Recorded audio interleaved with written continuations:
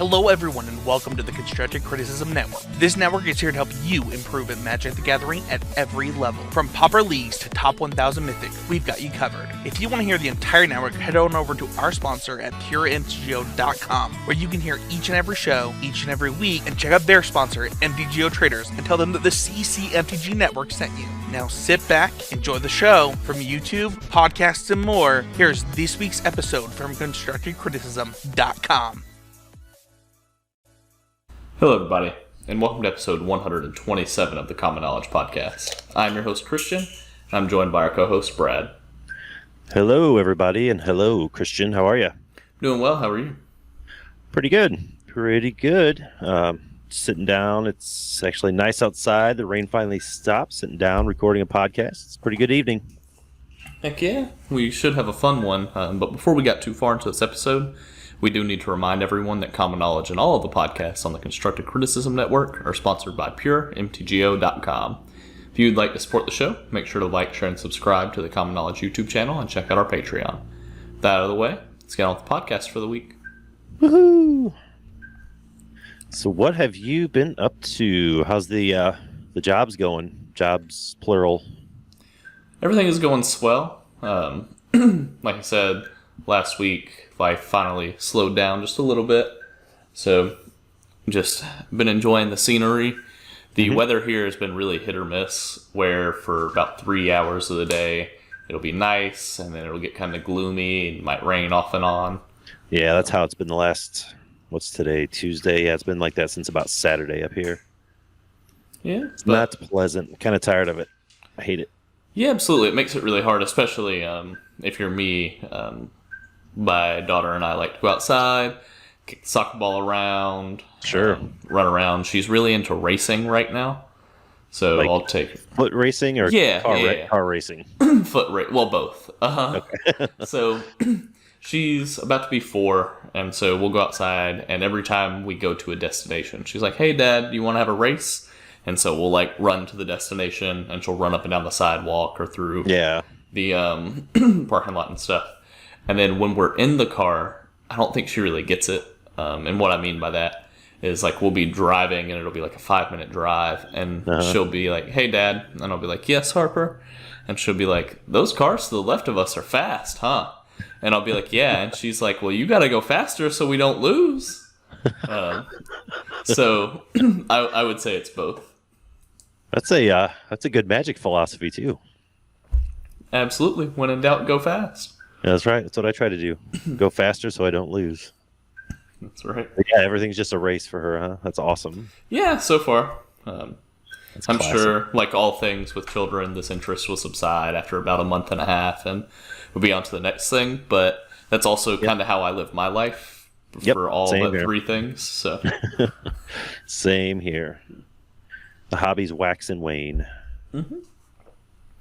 But the one hobby that never waxes or wanes is Magic. Ooh, have you been playing any this week?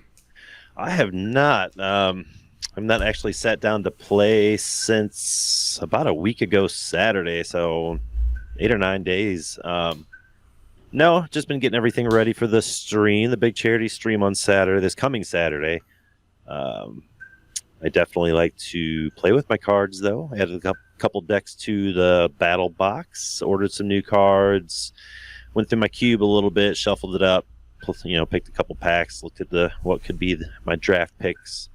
So really, no, not playing with anybody sitting across the table from me, but just sort of goldfishing some hands here and there. Nothing too crazy. What about you? I've put a little bit of mono blue tempo. Really, I know that I told you this last week as well. Some local guys are starting to get an EDH group together just to celebrate being vaccinated and everything. So I've been doing a lot of thinking about that on exactly what I'm going to play. And then I've mostly been trying to participate in a few bits of discourse, whether that be in various Discord groups or whatever. Yep. One piece of discourse that I actually missed, and I'm looking at it right now, is your most recent Pauper Cube Pack 1 Pick 1. Just looking at it, I'll go ahead and name the 15 cards for the viewers. Yeah, gotta lay it out for them. Yeah, it's a Spellstutter Sprite, which we all know what that does. Faith's Fetters, which is a white and 3 for an enchant permanent. When it comes into play, you gain 4 life, and the enchanted permanent's activated abilities can't be played unless they're mana abilities. And if it's a creature, it can't attack or block. Yep. Flame Slash and Night's Whisper need no introduction. Just Ferrous Sentinel is pretty popular these days. Seize the Spoils is a sorcery for a red and 2. As an additional cost to cast it, discard a card, and then you draw 2 cards and create a treasure token. Yep. There's Gush, which is very banned in Constructed Pauper, so that caught my eye.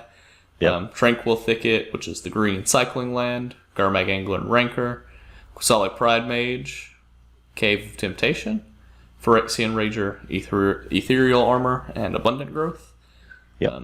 Looking at it, which cards are you interested in?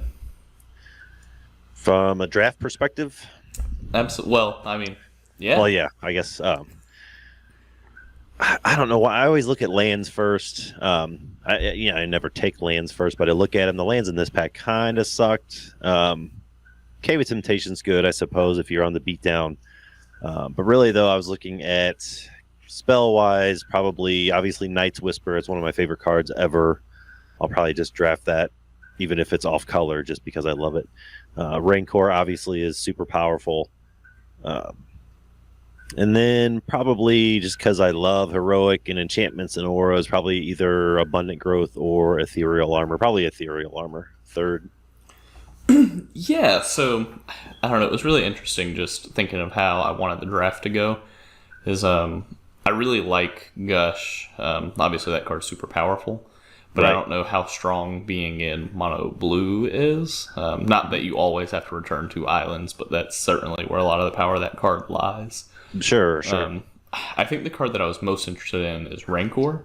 Oh, and then trying to wheel one of Faith's Fetters, Just Ferrous Sentinel, Ethereal Armor, and Abundant Growth.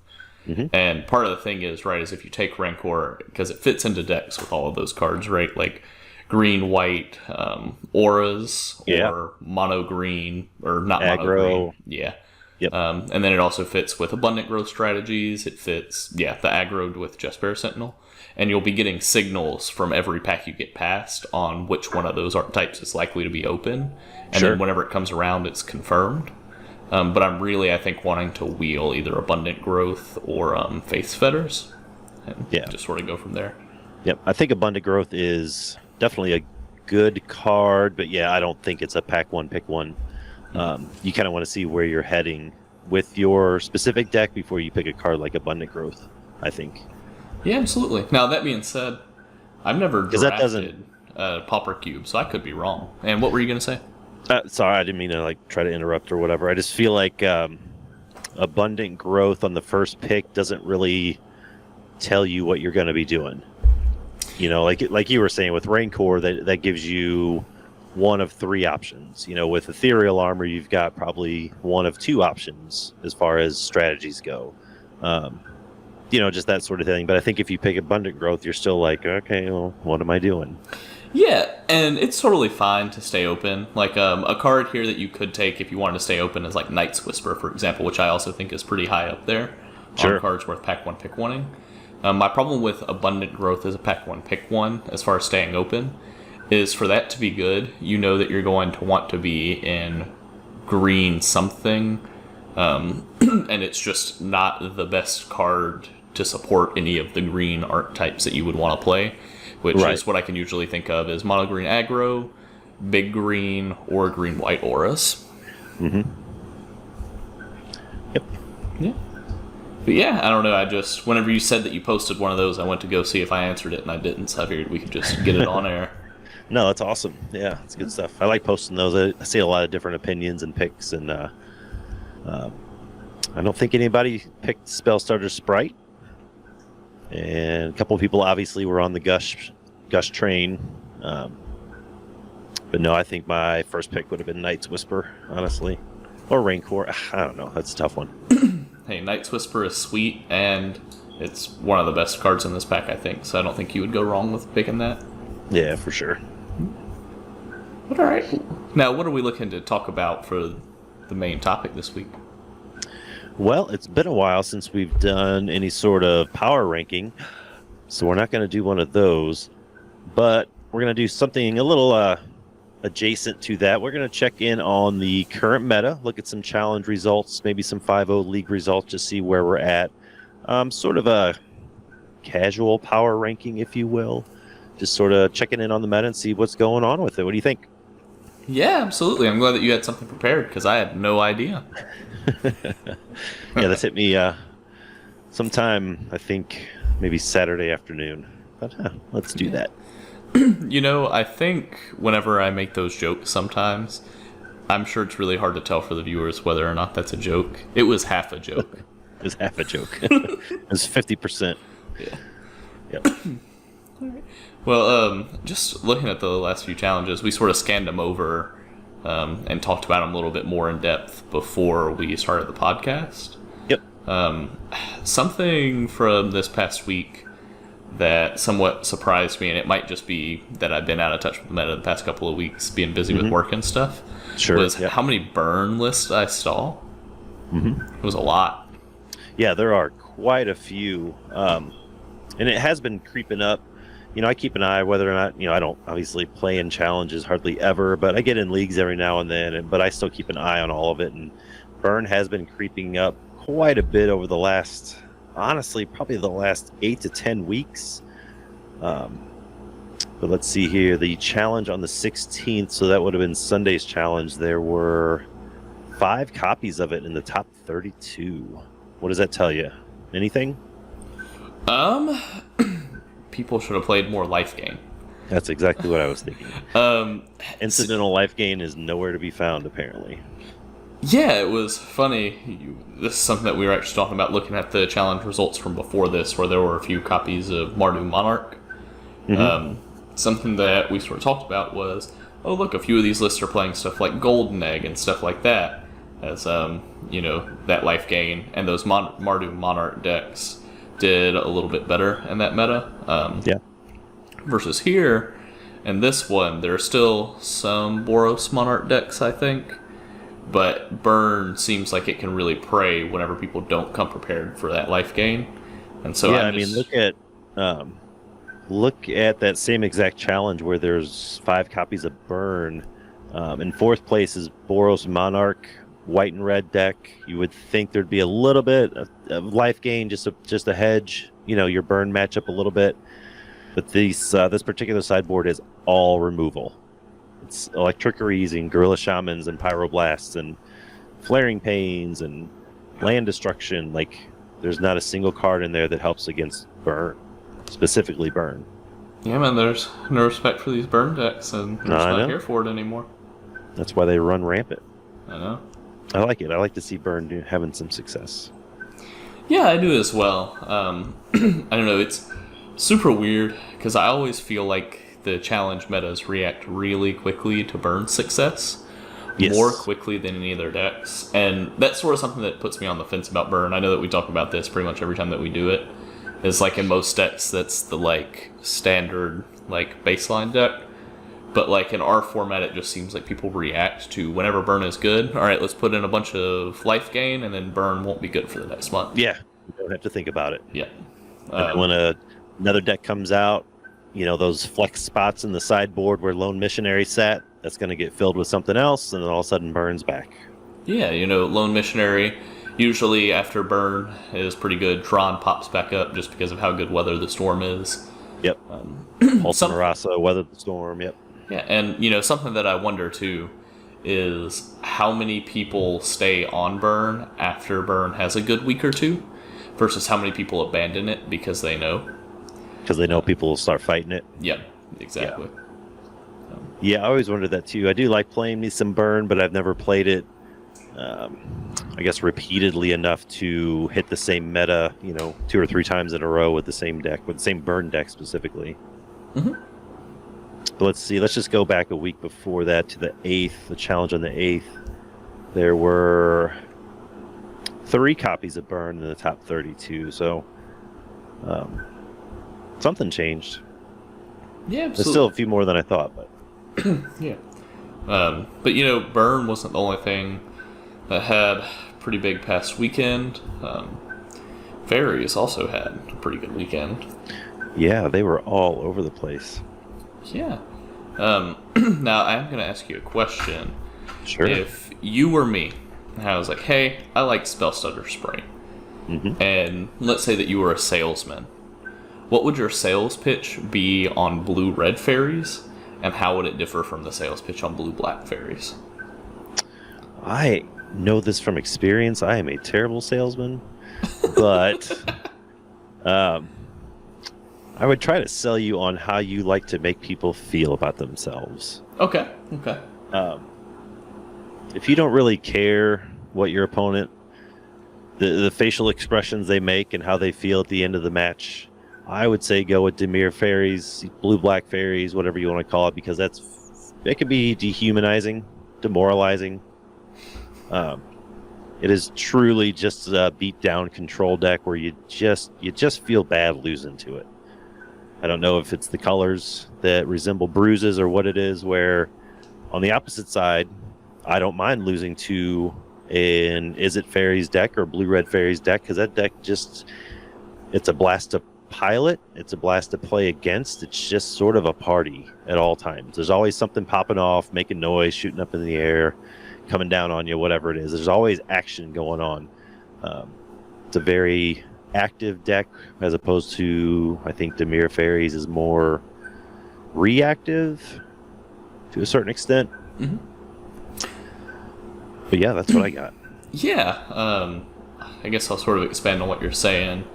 For me, I think it all comes down to reacting to the future meta and what that may look like. And I know that we're going to get in on that a little bit later.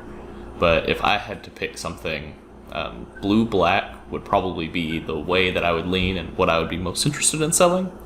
The reason why is cards like Snuff Out and Gurmag Angler, even to a lesser extent, some of the sideboard cards and blue-black fairies are really good against Monarch cards, or can sort of mimic the Monarch cards, right?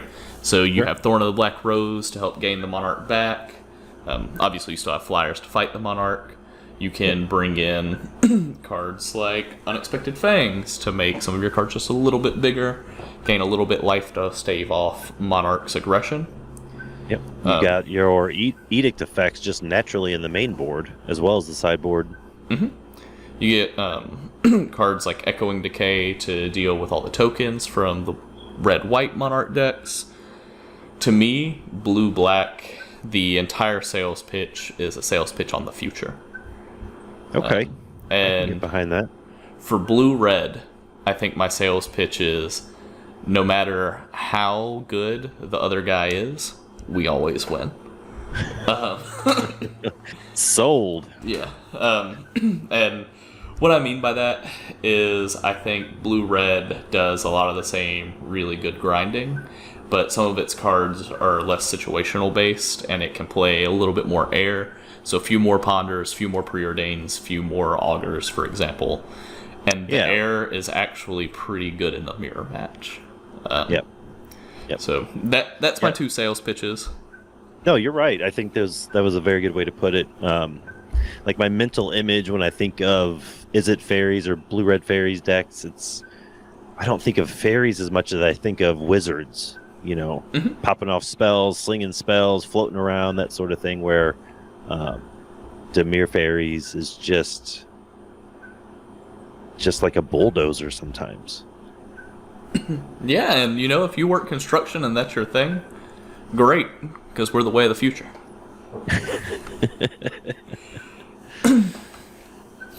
But yeah, there's a lot of fairies. That particular challenge, I'm still looking at the 16th between Dimir Fairies. I know Goldfish kind of labels them goofy sometimes, but there is roughly 8 copies total between Is It and Dimir, just in that top 32. Yeah, and with the resurgence of fairies and burn, my question is basically, it's twofold. How do we beat these decks, and how do we stay ahead of however everyone else is going to try and beat these decks? I know that I sort of already spoke about Monarch a little bit, and how I think Monarch can play some incidental life gain. Those cards are generally very good against the grindy nature of the fairies decks. Mm-hmm. And then, Tron is also pretty good against burn, and I think Monarch is pretty good against Tron. So I expect that to be up. But are there any other decks that you sort of think would be up?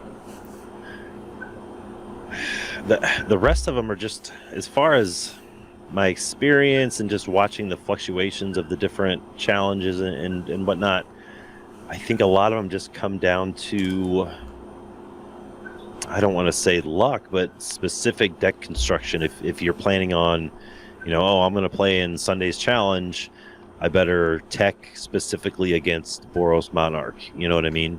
Mm-hmm. I don't know if it's a deck choice as much as it is specific card choices, if you will. Yeah, absolutely.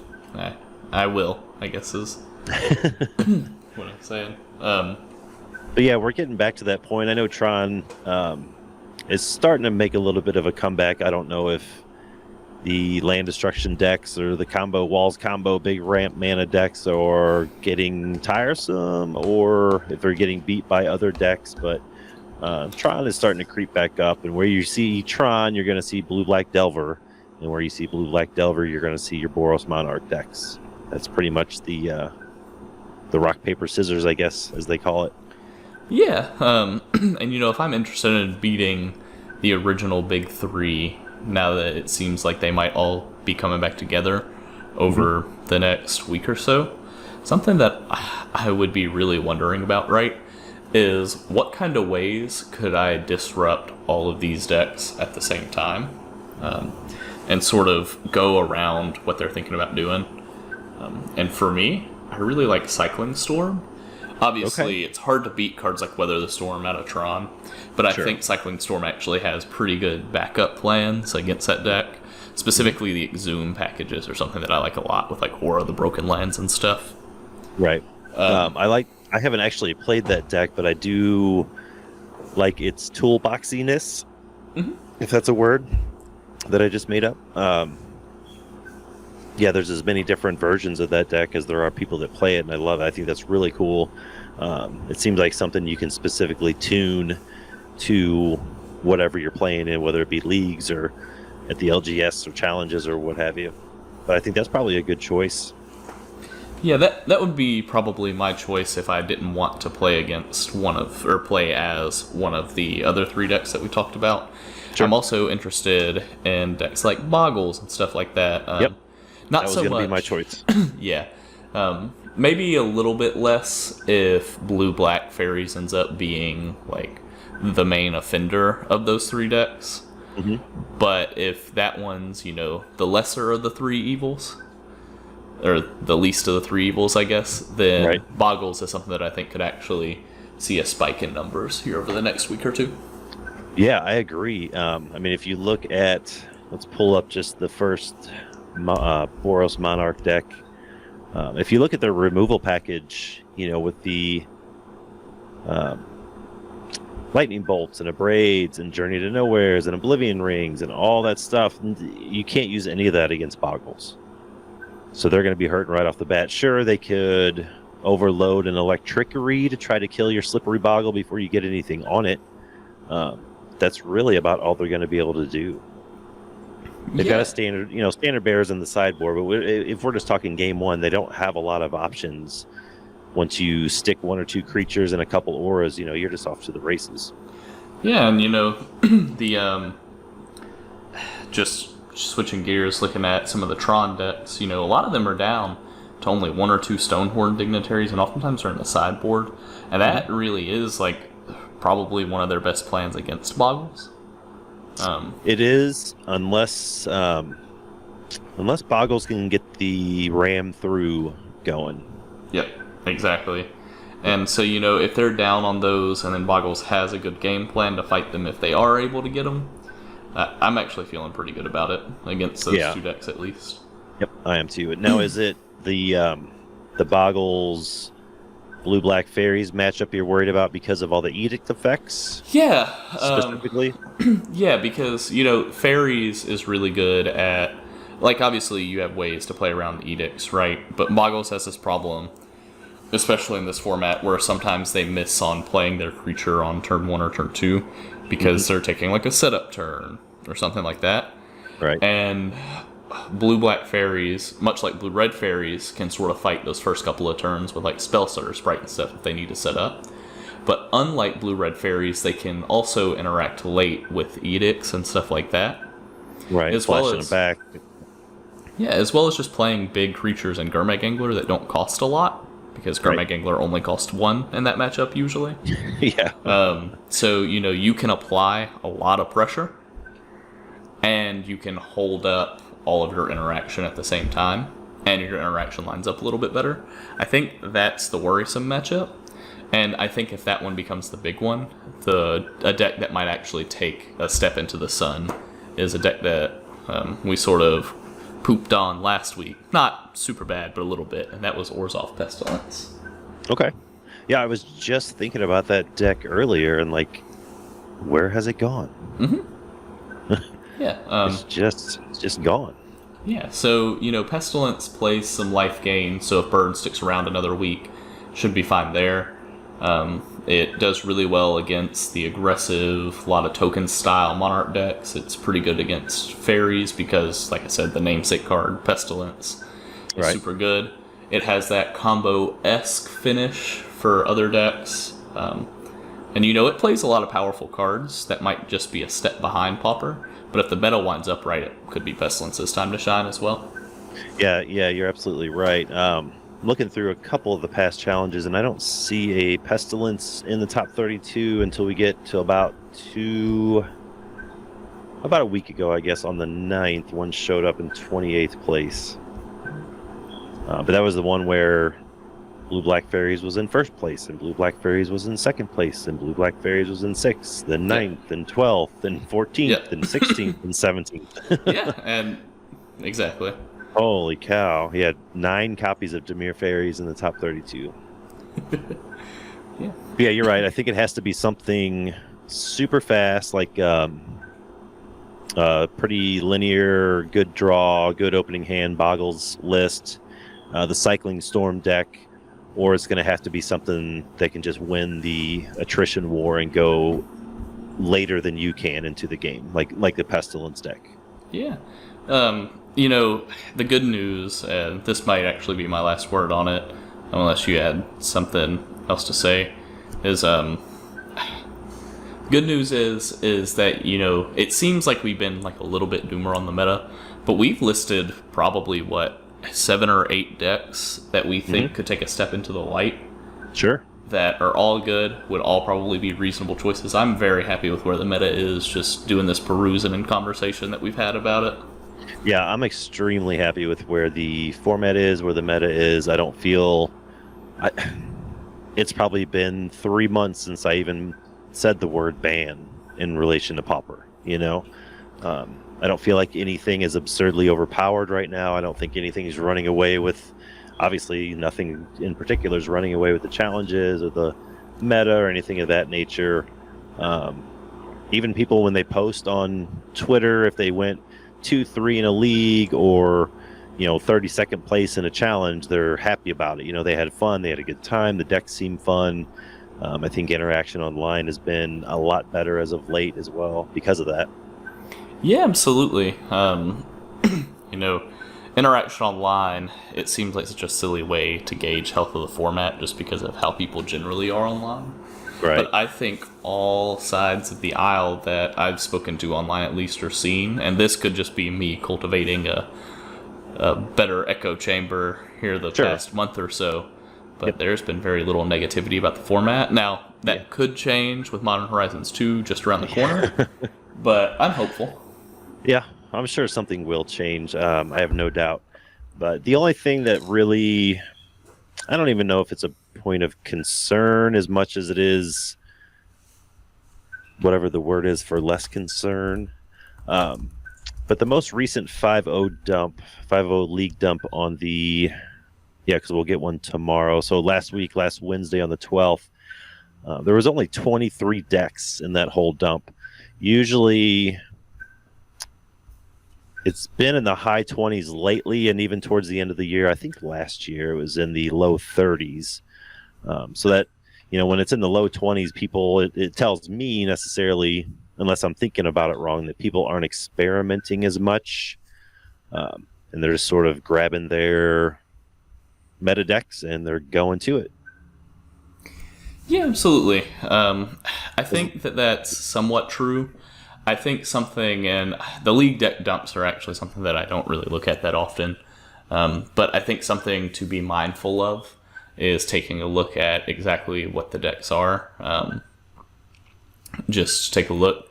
Because, in those 5-0 deck dumps, there might be only, there could be 30 decks, but 5 of those decks could be Is It Fairies with, 12 cards different, Right. Exactly. At set release and stuff like that when people are experimenting with new cards. Yep. So as we get later into a meta cycle, it sort of makes sense to me that, it's still a fair number of decks. 23 were in the deck dump, but that it might scale back a little bit because people are starting to find their place with what they feel comfortable with in their decks. Yeah, sure.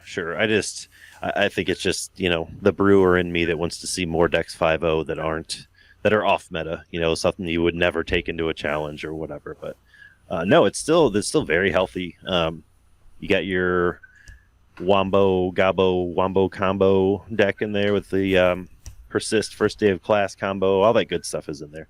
Mm-hmm. It was just a little shocking because 23 is low. But yeah, you're right. I think a lot of it has to do with, the meta's not figured out per se, but people are comfortable where they're at. They're comfortable with the decks they're playing, and it shows. Yeah, there's Pauper is a format with a lot of really good decks right now. Yeah, that's exciting. Now, this week I was reading for the first time in the show notes. We forgot to ask for Q&A questions, but you had a pop quiz for me? I do have a pop quiz for you. I got 2 of them, actually, whenever you're ready. Go for it. Did we give a shout out to our buddy there? Oh, no, we did not. We got to take it all the way back to the beginning. I want to give a shout out to Snapbolt Games, or Milk with 2Ks, I think, if that's what it is, on MTGO, for actually winning Sunday's challenge with Blue Red Fairies. That's huge. Yeah, he posted the entire challenge on his YouTube channel. It was really good content. I watched the entire thing, and if you're somebody that's interested in playing challenges and don't really know where to start, don't really know what the thought process is going to be at playing at a slightly higher level than what you're used to, seeing somebody commentate that while they're playing on a pretty high level meta deck that is also performing well could be one of the ways to go to feel more comfortable in that environment. Yeah, absolutely. And he's such a good video content maker. He's so energetic, and there's never a dull moment in his videos. They're fun to watch. Yeah, absolutely. And that's something that I will always applaud the Pauper format for, are a few things: creativity and sort of having a really good atmosphere around their content. And he's probably one of the people that's cultivated one of the more positive followings here recently. Yeah, absolutely. Yeah, it's really good to see. Yeah. So yeah, you ready for pop quiz number 1? Did you study? All right, we're gonna do another over or under. Okay. So the number of Pauper legal artifacts with a mana value of exactly 1, and I will give you an over under of 108.5. Under. You are correct, sir. It's 104. I was surprised. I thought it'd be in the 80s, but yeah, 104. Boom. Boom goes the dynamite. Right. I'm 1 for 1. Let's see if I pass. You are 1 pass. for 1. Let's get you a clean sweep. All right. Same thing, over under.